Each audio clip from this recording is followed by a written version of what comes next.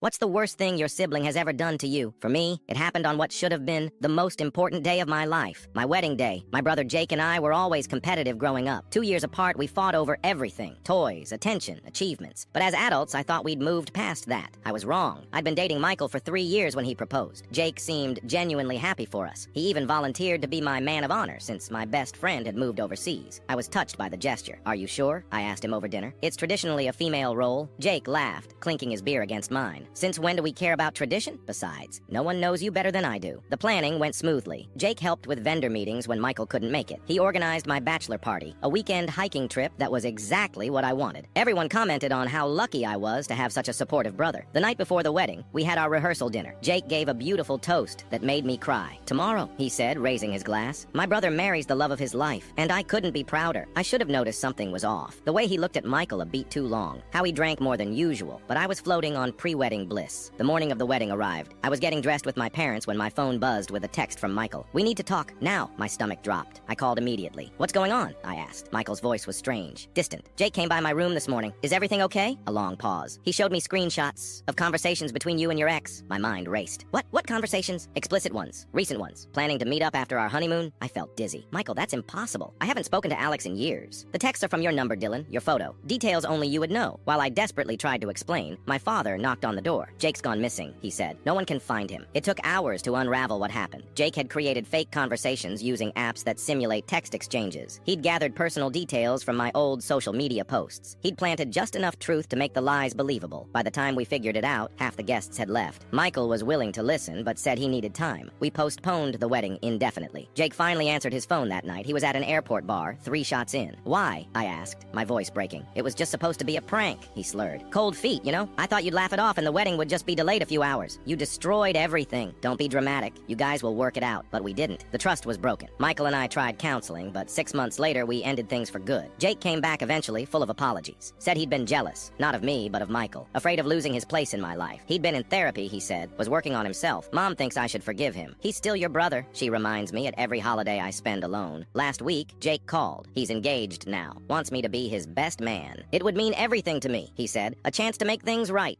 I haven't answered yet.